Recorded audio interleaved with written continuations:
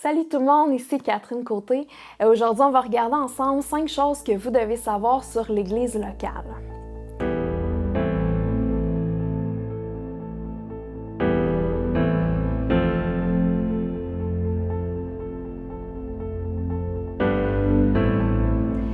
Quand on regarde l'actualité, on voit qu'il y a beaucoup d'églises qui ferment leurs portes puis qui sont transformées en condos ou en salles de spectacle. Puis ça peut laisser penser que l'Église est une institution désuète, qui n'a plus vraiment sa place dans notre société. Mais l'Église, c'est bien plus qu'un bâtiment ou qu'une institution. C'est en fait un rassemblement de croyants qui partagent la même foi puis qui sont ensemble. Et dans ce sens-là, l'Église est bien vivante et florissante encore aujourd'hui. L'Église, c'est pas non plus une invention humaine, c'était le plan de Dieu depuis le début. Jésus a dit « Je construirai mon Église et les puissances du mal ne pourront rien contre elle » dans Matthieu 16, 18. Donc, c'est Jésus qui a fondé l'Église, puis il s'assure de la protéger, de l'affermir et de la faire grandir. Donc, c'est évident que l'Église est super importante aux yeux de Dieu, puis on va regarder ensemble pourquoi c'est le cas. La première chose que vous devez savoir, c'est que l'Église, c'est une famille. L'Église, c'est une communauté, c'est comme une grande famille. C'est un rassemblement d'individus avec toutes sortes d'arrière-plans différents. Et peu importe leur âge, leur sexe, leur passé, leur nationalité, leur statut social, leur niveau d'éducation, les membres d'une même Église ont une chose en commun, puis c'est Jésus. Paul a dit dans la Bible, « Vous êtes tous un en Jésus-Christ ». Dans Galates 3, 28. Puis ce qu'il voulait dire par là, c'est que Jésus nous unit les uns les autres et sans faire de distinction entre les personnes. Puisqu'on est tous aussi des enfants de Dieu le Père, on est aussi des frères et sœurs. Donc l'amour du Père nous soude ensemble puis nous donne le sentiment d'appartenir à une vraie famille. Quand on fait partie d'une église locale, c'est-à-dire d'une communauté de croyants dans notre ville ou dans notre région, on expérimente la joie de se réunir. Il y a un verset qui dit « Oui, il est bon, il est agréable pour des frères d'être ensemble » dans le psaume 133, verset 1. La deuxième chose que vous devez savoir, c'est qu'on a besoin les uns des autres. Jésus savait que notre parcours ne serait pas toujours facile. Il y a des doutes, des découragements, il y a des tentations, des épreuves. Puis dans les moments difficiles, on a besoin du soutien de d'autres croyants. Et par exemple, si moi je vis un moment de faiblesse, il peut y avoir un frère ou une sœur qui vient m'encourager, me réconforter, me rappeler les promesses de Dieu, les vérités de la parole. Puis vice-versa, hein? Moi aussi, je peux le faire pour les autres quand eux vivent des temps difficiles. Donc, en créant l'Église, Jésus a pourvu à tout un réseau de croyants pour qu'on puisse se soutenir les uns les autres. Quand on est ensemble, notre passion pour Dieu est contagieuse aussi, puis on se motive les uns les autres à aimer les gens, à persévérer puis à se rapprocher de Jésus. Puis à l'inverse, quand on s'isole des autres croyants, on se rend plus vulnérable. Voici le conseil que la Bible donne à ce sujet-là. Ça dit « Prenons soin les uns les autres pour nous encourager à aimer et à faire le bien. N'abandonnons pas nos assemblées comme certains qui ont pris l'habitude de ne plus venir. Au contraire, aidons-nous davantage les uns les autres. » Ça, c'est dans Hébreux 10, 24-25. Donc, selon Dieu, participer à des rencontres d'église, ça devrait être une priorité dans notre emploi du temps. La troisième chose que vous devez savoir, c'est que l'Église est un corps. Dans la Bible, Paul a comparé l'Église à un corps avec plusieurs membres dont Jésus est la tête. Et voici ce qu'il dit à ce sujet-là. En effet, dans notre corps, il y a plusieurs parties et elles ne font pas toutes la même chose. De même, nous qui sommes plusieurs, nous formons tous ensemble un seul corps en étant unis au Christ. Et nous sommes aussi unis les uns aux autres, chacun à sa place, comme les parties d'un seul corps. Nous avons reçu de Dieu des dons et ils sont différents pour chacun de nous. Ça, c'est dans Romains 12, 4-6. Donc, Dieu nous a donné des dons, une personnalité, une expérience, une expertise, des talents différents. Puis, c'est ça qui fait qu'on se complète les uns les autres. Et un peu comme dans notre corps, un œil ne peut pas entendre ou un pied ne peut pas voir, mais chaque partie du corps a un rôle essentiel. Puis de la même façon, chaque personne dans l'Église est importante et elle a une fonction unique. S'il y a une personne qui est absente, c'est comme si le reste du corps s'en ressent. L'Église, c'est aussi le contexte idéal pour mettre nos dons au service des autres. C'est un endroit safe pour exercer nos dons, apprendre et grandir. Par exemple, moi, je suis vraiment reconnaissante qu'il y a une personne qui joue du drum puis qu'il y a une autre personne qui s'occupe de la comptabilité parce que c'est vraiment pas mes dons. Mais à l'inverse, je peux aussi, à mon tour, contribuer dans d'autres aspects là, de la vie d'Église. La quatrième chose que vous devez savoir, c'est que l'Église nous aide à grandir. Écoutez bien la description que la Bible fait de l'Église du premier siècle. Régulièrement et fidèlement, les croyants écoutent l'enseignement des apôtres. Là, je fais juste une petite parenthèse ici. Les apôtres, c'était les 12 disciples de Jésus que Jésus avait formés puis qui étaient devenus des leaders dans l'Église. Je referme la parenthèse. Donc, ils vivent comme des frères et des sœurs. Ils partagent le pain et ils prient ensemble. Les apôtres font beaucoup de choses extraordinaires et étonnantes et les gens sont frappés de cela. Tous les croyants sont unis et ils mettent tout ce qu'ils ont en commun. Ils vendent leurs propriétés et leurs objets de valeur. Ils partagent l'argent entre tous et chacun reçoit ce qui lui est nécessaire. Chaque jour, d'un seul cœur, ils se réunissent fidèlement dans le temple. Ils partagent le pain dans leur maison et ils mangent leur nourriture avec joie et un cœur simple. Ils chantent la louange de Dieu et tout le peuple les aime. Et chaque jour, le Seigneur ajoute à leur communauté ceux qui sont sauvés. Ça, c'est dans Actes 2, 42-47. Donc, moi, quand je lis ça, ça me donne l'impression d'une communauté tissée serrée. Puis encore aujourd'hui, quand on se réunit, on écoute des enseignements, on apprend sur Dieu et sur la Bible, on partage ce qu'on vit, on s'encourage les uns les autres, on prie ensemble, on chante des louanges à Dieu, puis on fraternise aussi, par exemple, autour d'un bon repas. Puis toutes ces choses-là, ça nous aide à grandir dans notre foi. Ça nous donne un boost pour persévérer puis aller plus loin avec Dieu. Et c'est comme si ensemble, on est plus solide puis qu'on progresse encore plus. La cinquième chose que vous devez savoir, c'est que l'Église brille dans le monde. Si j'allume une chandelle dans la noirceur, dans une pièce, c'est sûr que ça attire l'œil et que ça diffuse une certaine lumière. Mais si j'allume 100 chandelles, là, ça crée tout un effet. Bien, de la même manière, quand les croyants se réunissent puis se tiennent ensemble, ils brillent encore plus fort dans un monde qui a tellement besoin de Dieu. En tant que communauté de croyants, notre impact peut être encore plus grand alors qu'on joint nos efforts pour répandre l'amour de Dieu dans notre ville puis faire le bien autour de nous. Dans la description de l'Église du premier siècle, moi, une chose qui me frappe, c'est que chaque jour, il y avait des nouveaux croyants qui s'ajoutaient. Et ce que ça montre, c'est que quand l'Église vit comme une grande famille pleine d'amour les uns pour les autres, bien, c'est attirant pour les gens de l'extérieur, puis eux aussi veulent ça. Donc l'Église, ça démontre le royaume de Dieu. Ce que j'entends par là, c'est que ça montre ce que c'est une famille où Jésus règne avec son amour, sa paix, sa joie et sa justice. Finalement, Jésus a promis quand 2 ou 3 sont réunis en mon nom, je suis là au milieu d'eux, dans Matthieu 18, 20.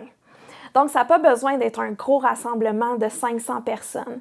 Même quand il y a une poignée de chrétiens qui se rassemblent ensemble pour louer Dieu ou pour prier, il y a quelque chose de spécial qui se produit. Donc, je vous encourage vraiment à faire de l'Église une priorité dans votre vie. Oui, c'est un investissement de temps et d'énergie, mais ça va vous rapporter d'une manière exponentielle. Quand on cherche une église locale, c'est important de prier que Dieu nous guide vers la bonne église. On choisit une église où est-ce que la parole de Dieu, la Bible est enseignée, puis où est-ce qu'on honore le Saint-Esprit et sa présence. Puis une fois que vous avez trouvé une église, bien, prenez le temps de tisser des liens avec les gens puis de vous impliquer. Puis vous avez vraiment quelque chose de beau et de précieux à donner aux autres. Donc, je vous encourage vraiment à prendre ça au sérieux puis à le vivre. Vous allez voir que ça va être vraiment une joie puis un privilège d'être avec d'autres croyants. Puis si vous êtes de la région de Montréal, mais venez nous voir à Cache de Fer Montréal, au 4747 Boulevard Saint-Charles, à Pierrefonds. Ça va nous faire plaisir de vous rencontrer. Puis, ou sinon, vous pouvez aussi nous contacter là, sur les réseaux sociaux. Donc, j'ai avec moi aujourd'hui Santiago. Je l'ai invité à venir nous parler un peu de son expérience avec l'Église locale. Donc, salut Santiago. Salut. Ça va bien? Ça va et toi? Oui, ça va. Est-ce que tu peux nous parler un petit peu de qu'est-ce que ça t'apporte, toi, de faire partie d'une église locale? Ben, ça m'a apporté plein de choses. Donc, premièrement, j'ai eu toujours l'opportunité d'avoir des gens avec qui je pouvais parler, avec qui j'étais en contact, qui partageaient les mêmes valeurs que moi, qui pouvaient me porter une main en aide si j'avais des problèmes. Donc, ça a été toujours un support dans ma vie, un support pour ma famille aussi, parce que ça nous a donné une raison d'être ensemble, de venir chaque dimanche lorsque c'est possible, de venir partager, de parler par la suite pendant la semaine des enseignements qu'on a pris. Ça m'a apporté plein de choses au niveau même, je dirais, professionnel dans son sens, parce que ça m'a aidé dans mon parcours étudiant. Donc, et c'est pas mal ça que je tire des avantages d'être ici. OK. Puis tu développais un petit peu, tu disais que ça t'a aidé dans ton parcours d'étudiant. Peux-tu développer un petit peu là-dessus? Oui, bien sûr. Qu'est-ce que ça t'a Donc, apporté? pendant que j'ai fait mes études, comme c'est bien connu, des fois, on peut rencontrer des gens qui nous présentent une autre vue de c'est quoi la vérité, de c'est quoi le monde. Donc, des fois, j'avoue que j'ai hésité entre qu'est-ce que ça veut dire, comme pourquoi il dit ça. Donc, le fait d'avoir des gens, d'avoir un milieu où je pouvais grandir, où je pouvais me rappeler de ce qui était important. Donc, ça m'a aidé à tenir dans la foi, mais aussi ça m'a aidé à apprécier en ce que je crois. Parce que des fois, j'ai rencontré des gens qui étaient confus, qui allaient dans leur vie sans savoir vraiment qu'est-ce que ça apporte, pourquoi aimer les gens, pourquoi faire ci et ça. Donc, le fait d'avoir cet espace, ça m'a aidé à affronter cela. OK. Ah, super. Fait que c'est vrai aussi, tu sais, au cégep, on entend, soit avec les cours de philosophie, Oui. là, on entend toutes sortes de croyances, puis tout ça. Puis c'est vrai que ça fait du bien d'être avec d'autres mondes qui croient la même chose que nous. C'est comme si ça nous solidifie aussi, ça nous aide à tenir ferme dans nos croyances, puis tout ça, là. Super. Puis toi, dans le fond, tu as grandi dans l'Église. Oui. J'étais dans l'Église depuis que je me rappelle. OK, depuis que tu es tout petit. Puis qu'est-ce qui a fait que tu es resté dans l'Église même en tant qu'adulte? Ça, c'est une bonne question. Donc, au début, c'était mécanique. Donc, j'allais à l'église, c'était venu en habitude. Mais je crois qu'il y a un âge où tu commences à te poser des questions. Pourquoi j'ai fait cela? Pourquoi je viens à l'église? Pourquoi c'est réveiller le matin, le dimanche, venir à l'église si je pourrais rester dormir? Ouais. Donc, dans le fond, c'est qu'il est arrivé un âge où je me suis dit, il faut que je prenne cela pour moi. Donc, il faut que je trouve ce qui m'apporte la foi, pourquoi je fais cela. Donc, personnellement, je l'ai fait à travers la Bible. Donc, j'aime beaucoup lire. Donc, ça m'a aidé à trouver les réponses que j'avais. Donc, j'ai quand même des questions que je poserai à Dieu un jour. Mais il y a plein de mensonges que j'entendais par rapport à la Bible. Mais une fois que je l'ai ouvert moi-même, donc ça m'a apporté des choses différentes. Donc, plus profonde. J'ai commencé à voir les choses d'une façon plus personnelle. Okay. Donc, et c'est à partir de là que j'ai commencé à créer une relation pour moi-même. Et c'est là, donc, c'est allé plus loin qu'une famille. C'est allé plus loin que le fait de venir parce que ma famille le fait. Mais pour retrouver pour m'épanouir moi-même comme personne. OK. Ah, super. Puis, est-ce que tu aurais un conseil à donner aux gens qui font pas encore partie d'une église? Puis, Oui, donc la première chose, je dirais, c'est trouver une église qui comme tu disais tantôt, donc qui prêche la parole de Dieu, qui honore le Saint-Esprit. Mais aussi, une fois que tu as trouvé cette église, donc c'est important essayer de faire des relations. Donc, habituellement, les gens dans l'église vont quand même t'approcher, te dire comment ça, et spécialement ici, donc il a eu toujours un moment où ce qu'on dit, ceux qui veulent accepter Dieu, donc venez, approchez-vous. Donc, une fois que ça s'est fait, la deuxième fois que tu viens, la troisième, donc essaye de te faire des relations. Comme ça, c'est pas juste la parole, mais tu commences à faire des amitiés. Et ça m'a aidé aussi pendant mon parcours ici à l'église, d'avoir des amis avec qui je pouvais partager, des fois de mon âge. Des fois, tu ne veux pas parler de ces sujets avec une autre personne, mais avec quelqu'un qui est de ton âge, donc c'est plus facile. Ouais. Alors ça, c'est une chose, mais aussi, une fois que tu as des amis, donc une fois que tu commences à prendre un peu plus de la parole, tu viens au prêche, donc c'est le fait d'essayer de t'impliquer. Parce que comme ça, le fait de travailler sur quelque chose, ça te donne, c'est comme si tu portais une partie de toi-même dans ces choses.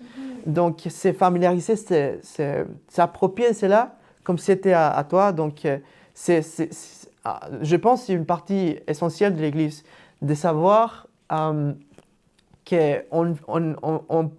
apporte tous un grain de sable, de quelque chose, pour bâtir et pour être en relation avec Dieu. Oui, non, c'est vrai, c'est excellent. Puis c'est vrai que ça fait tellement une grosse différence si on vient à l'Église, pas juste comme spectateur, mais comme acteur. Tu sais, qu'on vient pour participer, puis ça change tout, là. C'est vraiment... c'est ça, c'est une expérience complètement différente quand on s'implique puis qu'on crée des liens. Donc, en terminant, j'aimerais ça prier pour vous. Justement, que Dieu vous guide vers la bonne Église, puis qui vous aide à grandir à travers tout ça. Donc, Père, je veux vraiment te remercier pour les gens qui nous regardent aujourd'hui. Je te remercie parce que tu les as attirés à toi, tu t'es agi dans leur cœur, tu agis dans leur vie. Puis je te demande maintenant que tu les conduises vers une église où est-ce qu'ils vont se sentir aimés, où est-ce qu'ils vont se sentir à leur place, où est-ce qu'ils vont pouvoir vraiment vivre c'est quoi une communauté qui t'aime, qui te cherche, qui te poursuit, qui puisse vraiment trouver cet encouragement-là, puis même l'édification qu'on peut recevoir quand on fait partie d'une église. Je prie aussi que tu leur donnes le courage. Je sais que des fois, ça prend du courage de juste faire le pas d'aller dans une église une première fois, mais je prie que toutes les peurs tombent, que toutes les craintes tombent aussi, puis qu'il y ait vraiment... que tu crées en eux vraiment cette conviction d'aller dans une église, puis qu'ils puissent vraiment vivre une grande joie à travers ça, puis que ça les aide à se rapprocher de toi encore plus. Amen. Amen. Donc voilà, c'est tout pour aujourd'hui. Merci d'avoir été des nôtres. C'était notre dernière vidéo de la série. Si vous n'avez pas vu les autres, je vous encourage à aller les écouter. Sinon, vous pouvez aussi nous suivre sur les médias sociaux, puis de commenter. Ça nous fait toujours plaisir d'entendre de vous. À la prochaine!